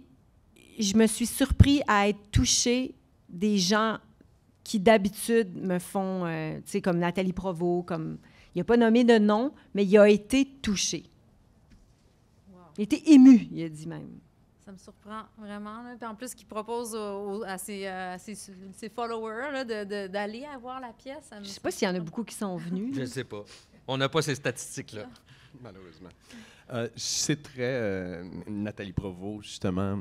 À un moment, c'est une discussion avec toi, Marie-Joanne. Tu sais, Marie-Joanne, si un gouvernement construit un pont puis que c'est supposé coûter 500 millions, mais que pour toutes sortes de raisons, ça finit par coûter 1 milliard de dollars, est-ce que le gouvernement qui suit va mettre le pont à terre parce qu'il a coûté trop cher? Ben non, parce qu'il y a du monde qui passe dessus. Avec le registre des armes à feu, c'est ce qu'on a fait. On a construit un pont puis on l'a jeté à terre. Ouais. Bon, d'une part, je me rappelle très bien que, justement, c'était un des principaux arguments avancés par Stephen Harper pour abolir le registre. Ça coûte trop cher. Ça avait coûté trop cher, Ouais. ce qui est en soi un peu absurde parce que il se C'était positionnait fait. face aux dépenses déjà effectuées. C'était quand même particulier. Mais d'autre part, Mais juste pour clarifier quelque chose par rapport à ça, parce que c'est encore une fois, on est tous collectivement victimes de cette désinformation-là, parce que la création du PPA et du registre des armes d'épaule a coûté, oui, 1 milliard de dollars, alors qu'il devait en coûter 500 millions. Ce que Stephen Harper n'a jamais dit, c'est que la création et l'implantation du système informatique pour le permis de possession et d'acquisition a coûté 700 millions. Le registre n'en a coûté que 300. Puis, le registre a été aboli, mais le PPA est encore utilisé maintenant. Fait que ce qui a coûté vraiment cher, C'est ça. c'est le système qu'on utilise encore. Ouais. Parce que, encore une fois, sa base était vraiment contrôlée par les pro-guns et eux, ils disaient que c'est une intrusion à leur vie privée. Ouais. Parce que, malheureusement, il y a des gens au Canada qui s'imaginent que la possession d'armes est un droit. Mais on n'est pas aux États-Unis ici. On n'a pas le deuxième amendement. La possession d'armes au Canada, c'est un privilège qui nous est accordé. mais en plus de tout ça, dans cette phrase-là, Nathalie Provost utilise une image forte quand même en mentionnant un pont. Je veux dire, un pont, ça relie des communautés, ça permet de construire ensemble. J'aurais envie de vous poser la question, mais comment est-ce qu'on peut construire du commun avec, entre les défenseurs d'un certain contrôle des armes, les défenseurs de l'absence de contrôle? Comment est-ce qu'on peut construire du commun? Bien, je dirais, comment... Moi, je l'ai, la solution. Il faut s'écouter, il faut se parler, mais il faut être honnête. Puis, il y a beaucoup de malhonnêteté. Tu sais, il y a beaucoup de malhonnêteté. Juste qu'est-ce que Jean-Marc vient de dire, c'est toujours... Il arrange toujours les données sont jamais vraiment les bonnes. Ils sont très... ils arrivent avec tu sais, c'est des idées préconçues, ils font beaucoup de raccourcis. Tu peux te laisser justement un peu comme quand tu écoutes Mathieu Bock-Côté, un peu comme enivré par leurs propos parce qu'ils ont l'air assurés, rassurants, ils savent de quoi ils parlent. Mais je ne sais pas s'il y a vraiment une solution par rapport à ça parce que c'est sûr que s'il y a de la malhonnêteté, comment veux-tu un moment arriver à tes fins? Moi, je suis peut-être un petit peu plus radical que Marie-Joanne dans ce contexte-là. T'sais. Moi, je pense que c'est pas juste une question de conversation, c'est une question de courage politique aussi. Est-ce que le pays dans lequel on vit, est-ce qu'on a envie que ça devienne un prochain États-Unis? Cette année, les États-Unis ont atteint le cap où il y a plus d'armes en circulation aux États-Unis qu'il y a de citoyens. Fait que, je veux dire, c'est tout ça qu'on veut. Tu sais? Ben, personnellement, moi, je connais la réponse, c'est non. Puis pour y arriver, ben, ça prend juste du courage politique, puis mettre des... Je veux dire, on n'a pas eu de conversation, tout le monde ensemble, à se poser la question, est-ce que c'est nécessaire d'avoir un permis de conduire? Je veux dire, on le prend pour acquis, on a besoin d'un permis pour conduire un char, puis c'est ça. Ceux qui veulent pas conduire de char, ils vont pas chercher leur permis, puis that's it, puis ils se sentent pas plus mal. Bien, je veux dire, on a déjà l'implantation d'un permis pour certaines armes à feu au Canada. Il y a certaines armes qui sont ultra réglementées puis qui resteraient encore légales. On fait juste dire, au Canada, on veut pas d'armes semi-automatiques. Puis après ça, ils disent beaucoup, ouais, mais il y a des armes illégales. Maintenant, tu peux fabriquer une arme à feu avec une imprimante 3D. Puis c'est vrai, là, il y a beaucoup d'armes qui sont illégales. Sauf que on va aussi dans le spectacle, on va à la rencontre du spécialiste des armes à feu, un chercheur à la chaire Raoul Dandurand, Francis Langlois, qui lui, c'est le spécialiste de la politique américaine aussi, puis il est très au fait, puis il dit non, c'est pas vrai parce que il va toujours avoir de l'illégalité, c'est sûr, mais dès qu'il y a un contrôle, c'est plus difficile de s'en procurer, ils vont coûter plus cher. Tu sais, dès qu'il n'y a pas de contrôle, là, ça devient comme bien facile d'aller se procurer une arme illégalement. Ils sont moins chers, bon voilà. Puis une arme, c'est physique, ça dure longtemps, ça reste. Fait que moins qu'il y en a en circulation, mieux on se porte. Fait que tout ça... Le contrôle est vraiment une des solutions. Puis pour que ça fonctionne aussi, il faut sortir dans les rues, parce que c'est triste, parce que nous, quand on est allé à Ottawa voir la manifestation pro-armes à feu, ils étaient, comme Jean-Marc a dit, près de 10 000 personnes dans les rues, alors que quand il y a une manifestation pro-contrôle, ils sont 40. C'est vraiment, tu sais, on s'implique pas, il faut s'impliquer, là. C'est pris pour acquis, peut-être? Oui. Ben oui, en fait, parce que c'est que comme les pro-contrôle ont tendance à être moins propriétaires d'armes à feu, fait qu'on perd rien. Oui, fait on perd pas de privilèges. Tant que t'as pas, c'est plate à dire, mais tant que t'as pas perdu une cousine au bout de 4 balles dans la tête, mais je veux dire, tu comprends pas que tu risques de perdre de quoi. Fait que, tu sais, c'est quelque chose que je dis souvent. Sauf qu'à chaque fois qu'il y a un féminicide qui est fait par une arme à feu, on se dit qu'est-ce qu'on peut faire. Bien, ça, c'est quelque chose qu'on peut faire de concret. Aux États-Unis, c'est drôle parce qu'il y a un humoriste qui fait la joke que moi, j'adore beaucoup, tu sais, parce qu'il fait comme, ben là, on a un problème, tu sais, clairement, avec les armes, puis on réglera rien avec le contrôle des armes. Fait que j'ai la solution, ne contrôlons plus les armes, contrôlons les balles. Chargeons là 5 000 $ chaque. Il n'y en aura plus de tueries dans les écoles. C'est vrai. C'est parfait. Une dernière question sur, peut-être en lien avec le contrôle des armes, mais je m'en éloigne un petit peu. Une question en lien avec le commun, en fait. Puis, c'est une question qui me titille vraiment parce que je me demande, est-ce qu'on a le devoir de construire du commun avec des gens qui s'y refusent aussi radicalement que Rick Flashman, pour ne pas le nommer par son vrai nom.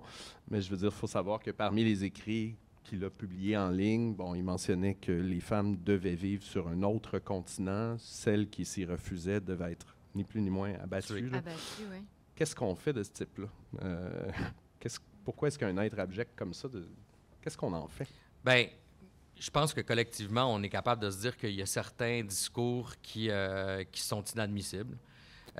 Puis on a le droit, on n'est pas obligé de se faire violence pour dire, être très kumbaya puis dire il faut absolument avoir une conversation. Nous, on l'a fait pour le projet, mais c'est avec beaucoup d'impact sur nos vies avant et après. Tu sais, moi, une des choses que j'y pardonnerai jamais à ce monsieur-là, moi, je rêve à peu près jamais dans la vie, puis cette nuit-là, j'ai rêvé que je le tuais. Attends, ça me rend émotif. Puis ça m'a mis en tabarnak parce que cette personne-là a eu un pouvoir sur moi. Il a généré une violence réelle à l'intérieur de moi, puis il a ce pouvoir-là sur moi. Puis j'y pardonne pas. Une violence qui ne t'habite pas habituellement? Ben non, je veux dire, rien à voir avec ça. J'ai jamais eu envie de tuer personne. Fait que, mais physiquement, là, c'est un rêve vraiment graphique. Là. Je me souviens des détails de ce rêve-là. Puis quand je me suis réveillé, c'était le matin avant qu'on aille le rencontrer. J'étais comme, mais voyons donc qui génère ça en dedans de moi. T'sais.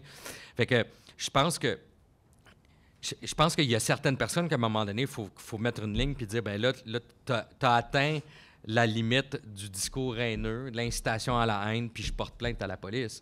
Tu sais, cette personne-là, Rick Flashman, a quand même dit la profession de tueur de féministes n'existe pas encore, mais ça s'en vient. C'est l'eau de ketchup. Là. Mais moi, je pense que en tout cas, c'est intéressant ta question. C'est la question, en fait, qu'on pose à la fin, là. Dans un sens, le commun qu'il faut créer, en tout cas auquel je crois, là, que je suis persuadée, c'est bizarre, là, ça va peut-être paraître bizarre ce que je dis, mais premièrement, il se passe à l'intérieur de soi. C'est à l'intérieur de soi, c'est de s'ouvrir, de s'informer, de ne pas faire « Ah, c'est trop pour moi, là, c'est tout ce qui se passe sur la planète, là, puis il y a la guerre, puis tu sais, là, c'est déjà de s'imprégner, d'être dans un monde, d'être vraiment dans ce monde-là, d'être conscient qu'on vit dans ce monde-là, de ne pas faire semblant qu'on n'est pas dans ce monde-là, puis d'essayer, à petite échelle, je ne sais pas c'est quoi. C'est-tu de faire un spectacle, de parler à son voisin, oui, peut-être, d'aller dans une manifestation pro-contrôle, d'aller voir son député, d'aller voir son directeur, de dire, va voir la pièce de théâtre, tu sais, de faire une tarte aux pommes. Tu sais, des fois, ça peut changer le monde aussi, une tarte aux pommes. Non, mais il y a quelque chose de ça aussi, de cet ordre-là, de faire quelque chose pour le commun, justement, de faire sa part. C'est juste ça, je pense. Parce qu'après ça, tu sais, je pense qu'il y a des gens avec qui on ne pourra jamais... Mais c'est comme si derrière l'écran, j'ai l'impression qu'ils se sentent invincibles, qu'ils ne voient pas les personnes devant eux. Non. Et quand vous les rencontrez, moi j'ai écouté le podcast aussi, tout ça, puis on se rend compte que leur discours est décousu, ça semble ridicule. Il y a un incel avec lequel tu parles, et puis qui avait 16 ans, je pense, qui a l'air un petit peu... il se cherche énormément. Donc, j'ai l'impression qu'ils sont ridicules en quelque sorte. Là. Ben, c'est un peu comme les super-héros de Marvel, là, c'est la même chose. Tu sais, quand ils enlèvent leur masque, c'est comme « Oh, mon Dieu, c'est juste ça. » Tu sais, c'est tout ça pour ça. Oui. Virginie Despentes les appelle les minusculistes. Ben oui. Ben, c'est un peu... Ben, c'est ça. C'est triste, triste, triste pour moi, là. Tu sais, c'est comme... T'as pas envie de... C'est pour ça qu'à quelque part, je fais comme, ben pourquoi pas y aller? Parce que je pense pas qu'on leur donne du gaz, là. Moi, je pense qu'on leur donne du gaz quand on fait juste parler d'eux autres. Ouais. Moi, je pense que c'est là que c'est dangereux, quand on fait juste parler d'eux, puis de leur avatar, puis comme l'impact qu'ils ont. Mais quand on va à la source, là, on leur donne... C'est impossible. On n'a pas envie de s'identifier à eux. On entend quand même, Rick Flashman finit par dire « Je suis un minable, je vais te le dire, je suis un minable ». Moi, je suis un raté, je suis un raté, je suis un hostie de pauvre. C'est ça qu'il nous dit, tu sais. Bon, ça excuse rien, là, non, après, hein. Mais juste en terminant, moi, tu sais, ça a généré de la haine chez Jean-Marc. Je dis que j'ai toujours été animée par le désir de comprendre et tout. Mais quand même, rencontrer ces gens-là, moi, c'est après coup souvent que j'avais mon tu sais, ils appellent ça le syndrome vicariant. C'est comme un choc post-traumatique par association, là, un peu. C'est que tu entends des choses tellement terribles que tu as une empathie pour... Moi, je vais être du genre à avoir de l'empathie pour quand il me dit que c'est un pauvre type, puis je trouve qu'il fait pitié, puis j'ai un réel sentiment de pitié, puis je me sens mal d'avoir eu de l'empathie pour lui. Ça, c'est spécial, tu sais. Ça génère... C'est pas... En tout cas, tu sais... Je voudrais pas vendre un punch, mais il y a une scène... très, très forte, un moment, j'ai envie de dire, presque de recueillement dans la pièce, qui est le moment où vous visitez Polytechnique, le détective Duchesneau. Sans vendre trop de punch, puis il y a le temps qui file, évidemment, aussi, mais est-ce que vous pourriez nous parler de ce moment-là, de cette visite de Polytechnique, ou est-ce que c'est quelque chose de trop émotif? Est-ce que c'est quelque chose où... Non. Vous pouvez être très bref. On avait été invités, Marie-Joanne et moi, à se rendre sur les lieux de Polytechnique pour commémorer le 30e de l'attentat. Donc, on avait rendez-vous devant la plaque commémorative de Polytechnique à 8 h le matin. Puis cette journée-là, il y avait le lancement d'un livre écrit par José Boileau, cette journée-là, parce qu'elles étaient femmes. Un magnifique livre, d'ailleurs, là, je vous invite à vous le procurer ou même le prendre à la bibliothèque, ils doivent l'avoir, là, qui explique vraiment en détail le soir du 6 décembre, la naissance du mouvement féministe au Québec-Canada, tout ça. Puis après ça, la deuxième partie, ben, c'est 14 petits chapitres sur les filles où on présente là, chacune des filles dans le détail. Et puis, j'avais demandé à Jacques Duchesneau de me montrer l'endroit où Anne-Marie avait été retrouvée. Et puis, on s'est rendu là. Puis là, de fil en aiguille, il a fait « venez avec moi, on va faire le parcours du tueur ensemble. » Fait qu'on a visité, en fait, tous les lieux il y en a moins qu'on pense. Là. Je veux dire, il y a 4 endroits où il y a eu des morts. Évidemment, il a tiré un peu partout, mais il a fait des blessés. Là, mais Il y a seulement quatre locaux là, où il y a eu des morts, au 2e étage, au 3e étage, à la cafétéria où ma cousine a été retrouvée, puis dans les bureaux administratifs où Maryse Lagagnère a été tuée. Mais c'est spécial parce que quand tu te retrouves sur les lieux, un peu comme Ground Zero, quand on est à New York, tout ça, tout de suite, il y a quelque chose qui se passe. Mais il y a quelque chose de l'ordre du mystique un peu. Là. Tu sais, c'est pas... On n'est pas dans le réel. On est dans... Mais il y a une fascination certaine aussi. C'est pas rien. On n'est pas juste dans une cafétéria. On est dans la cafétéria de Polytechnique avec Jacques Duchesneau qui nous dit que là, il y a eu telle personne, là, il y a eu telle fille. C'est un moment que j'oublierai jamais. Puis oui, c'est un moment fort dans le spectacle. Puis à chaque fois qu'on joue cette scène-là, mais c'est beau à quelque part. Il y a quelque chose de beau, ouais. Il y a quelque chose de beau dans le ton du Duchesneau aussi. La sobriété. Avec très beau. Tu sais, c'est une grande scène, en fait. C'est une belle scène. Je suis très contente de cette... À chaque soir, Puis, tu sais, si vous venez le voir, vous allez lire ou vous lisez la pièce, il y a quelque chose de l'ordre de la tragédie. C'est une construction tragique, là, dans le récit. Puis c'est un moment catharsique un peu, là, tu sais, là, les gens pleurent, là, vraiment, mais pleurent comme ça fait... Il y a une sorte de libération aussi, tu sais. Mais c'est sûr qu'on est cœur ouvert, là. Rendu là, on est cœur ouvert. Je laisserai la dernière question à Julie. Bien, Jean-Marc, en fait, c'est surtout, vous deux aussi, mais Jean-Marc, je pars du point de départ où tu es venu la session dernière t'adresser à des étudiantes ici au cégep Édouard-Montpetit dans des classes de littérature. Et j'ai su par mes collègues que ça avait profondément touché les personnes qui t'ont entendu. Et moi, c'est ça, ma question, c'est, vous parlez de moyens, comment atteindre les gens. Est-ce que ça, c'est quelque chose qui fait partie de vos idées, peut-être de faire une tournée des cégeps ou aller à la rencontre des jeunes? Je pense à Corias qui le fait pour le consentement déjà. Puis là, c'est vraiment d'aller discuter puis d'ouvrir les yeux de ces jeunes-là sur ces enjeux. Là. Je ne sais pas si c'est quelque chose que ça pouvait vous intéresser. Bien, c'est sûr qu'on est souvent invité à faire des conférences comme on fait là. Moi, j'aime ça. Tu sais, moi, je reste ouvert. J'aimerais ça qu'il y en ait plus. Maintenant, pour ce qui est du spectacle, bien là, ça, c'est une autre question parce que c'est gros, c'est lourd à porter. Je veux dire, ça coûte cher. C'est pas mal plus tough à déplacer que juste 2 personnes un après-midi. Tu sais, on est un des spectacles de théâtre qui coûte le plus cher au Québec en ce moment. Fait que, tu sais, puis ça prend 2 jours de montage. Fait que ce qui est pas dans la norme. Normalement, un show, ça prend 1 journée. Fait que... on reste ouvert, mais pour l'instant, on termine la tournée, puis après ça, on verra là, qu'est-ce qu'il y en est.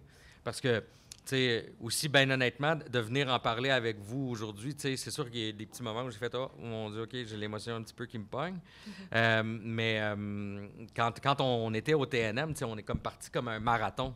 On est comme un bloc. Fait que pendant 1 mois de ta vie, tu fais comme, OK, je vais passer à travers ce chemin-là tout le temps. Puis là, la tournée, c'est fait de même au Québec, des tournées. Fait qu'il y a beaucoup d'espace qui s'installe entre chaque show. Fait que c'est comme si le corps retombait, puis là, il fallait repartir. Puis, fait que moi, là, présentement, je trouve ça plus difficile. Moi, je serais prête à faire, aller...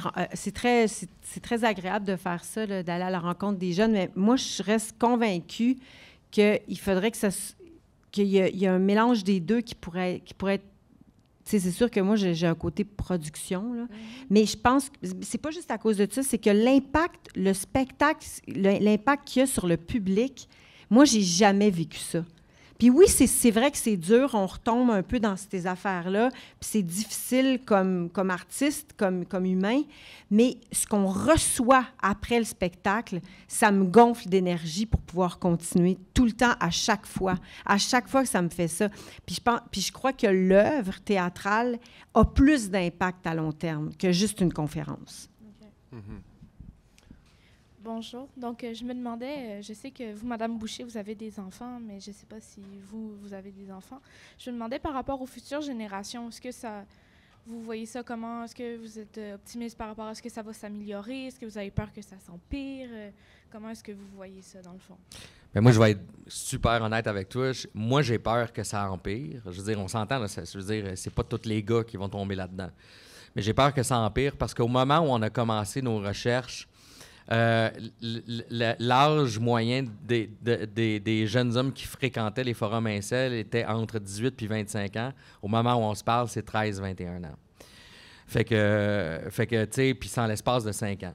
Fait que c'est pour ça qu'on parle d'une urgence d'agir, de trouver des solutions collectives, parce qu'à 13 ans, c'est là que tu forges l'identité que tu vas avoir pour le reste de ta vie, tu sais. Puis c'est là où tu es hyper malléable, puis que tu peux être hyper influençable. Fait que il y a des affaires à faire. Ouais. Oui.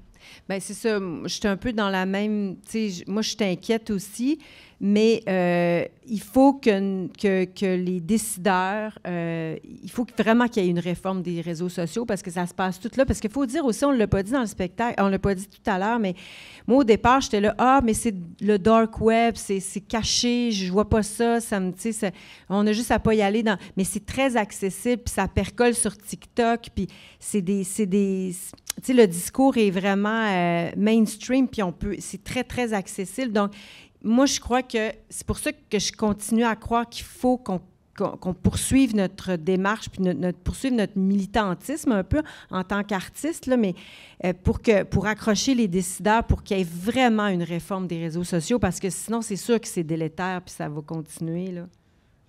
Parfait, merci beaucoup. Merci. C'est pas une question, mais c'est vraiment juste pour vous remercier du travail que vous avez fait. Moi, j'ai écouté la balado, j'ai pas vu le spectacle, mais cette balado-là m'habite encore. Puis c'est rare qu'on trouve ce niveau de franchise-là, mais d'exposition de soi dans la démarche aussi. Puis ça, là, ça fait partie de la solution, je pense. On est dans une société qui est polarisée, qui est binarisée. On aime penser qu'il y a les méchants, puis il y a les bons, puis c'est simple comme ça, puis on a juste à être un bon, puis dénoncer les méchants. Mais votre balado montre ça. Montre que c'est loin d'être aussi simple, puis que quand il y a des bonnes interventions qui sont faites, c'est pas aussi campé que ça peut l'être, les humains, au fond. Puis qu'il y a plein de personnes qui sont aussi récupérables, entre guillemets. Puis on parle des jeunes qui peuvent avoir des passes, même pas juste les jeunes, hein, ceci dit, là, toutes les âges. Non, c'est ça. Puis, mais je trouve vraiment que puis je trouve que ça demande une grande humilité de votre part de vous être exposé comme ça. Puis vraiment, là, ça atteint sa cible. Puis bravo pour ça, parce que ça demandait beaucoup de courage. Fait que voilà, je voulais vous remercier pour ça. Merci beaucoup. Puis ceux qui ne pourront pas aller voir le spectacle, ben la balado est accessible gratuitement. Là, c'est sur audio. Vraiment, Projet Polytechnique, faire ça face. s'écoute facilement à la maison, donc je vous le conseille là, fortement. Mais moi, je vous invite vraiment à venir voir le spectacle ce soir aussi, parce que faut passer... Vas-y, dis ta phrase habituelle. Là. Si vous êtes déçus, je vous rembourse. Mais, tu sais, puis une des raisons aussi, tu sais, pour continuer un petit peu sur la question que tu posais, tu sais, parce que je pense que c'est important qu'on le sache, mais les incels sont partout à travers la planète, là. Je veux dire, et puis ils appellent Marc Lépine le prophète. On l'a déjà dit. Mais ce qu'on n'a pas dit, tu sais, puis c'est ça, moi, qui m'habite présentement, c'est que les 3 capitales mondiales des incels, c'est-à-dire les endroits où les chercheurs savent qu'il y a le plus d'incels per capita, c'est Copenhague, Toronto et Montréal. Fait qu'ils vivent parmi nous, là. Mais il ne faut pas avoir peur, là, les filles, là. Non, l'idée, c'est pas ça. Mais tu sais, savoir, c'est le premier rempart pour prévenir. Tu sais, si on avait su à l'époque que Alexandre Bissonnette était allé sur ces sites-là pour se radicaliser, si on l'avait su à l'époque d'une quelconque manière, on aurait pu prévenir son geste. T'sais? Parce qu'il s'est rendu à la Place Laurier 1 semaine ou 2 avant avec ses guns, puis là, un moment donné, il a fait « Il n'y a pas personne ici qui est mon ennemi, pourquoi je ferais ça? » Puis là, il a pris 2 semaines pour réfléchir à qui c'est qui haïssait bien. Puis là, un moment donné, il s'est souvenu que son père avait perdu sa job aux mains d'un musulman. Le musulman, c'est un terroriste. Tous les musulmans sont terroristes. Puis il est rentré dans la Grande Mosquée de Québec, puis il a fait le geste qu'on connaît. Puis nous, ben on dit Polytechnique, la Grande Mosquée de Québec, essentiellement, c'est la même affaire. Ça naît de la même place. de la haine dans la tête du monde.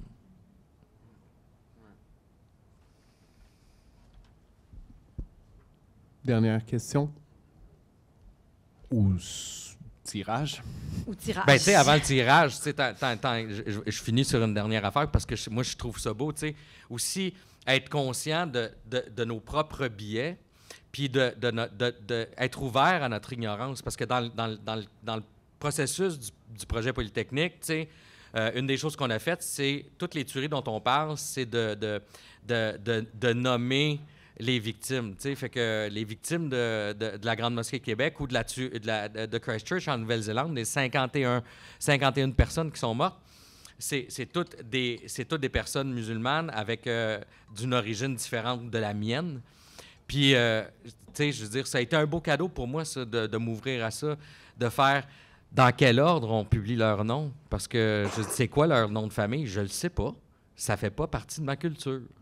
Puis, tu sais, on a appelé un imam. J'ai parlé avec un imam, puis il dit, tu sais, juste le fait que tu te poses la question, pour moi, c'est déjà un pas d'ouverture envers nous. Tu sais, tu t'ouvres, t'es curieux d'en apprendre plus. Fait qu'il dit, après ça, il m'a dit, ben, tu sais, tout dépendant de quel pays ils viennent, c'est le nom de famille qui vient en premier ou le nom de famille qui vient en deux. Fait qu'il dit, mets-les juste en ordre alphabétique de leur nom à partir de comment ils sont publiés dans les journaux, puis ça va faire plaisir à tout le monde, tu sais. Mais se rendre compte aussi qu'on a certains biais sans le savoir, tu sais. S'ouvrir, c'est aussi ça. Ben, développer une curiosité. Accepter qu'on est bousculé. Tu sais, accepter que, c'est ça, qu'on est bousculé dans nos convictions. C'est déjà un point de départ. Ben, ça conclut l'entretien. Je veux vous remercier. On vous remercie grandement. C'est des chemins qui sont difficiles parfois. On a senti l'émotion aujourd'hui. Je veux vous remercier pour ça, pour votre grande générosité, puis pour ce travail-là que vous faites qui, ma foi, fait du sens. Ben, merci de l'invitation. Merci. Bye, Lise.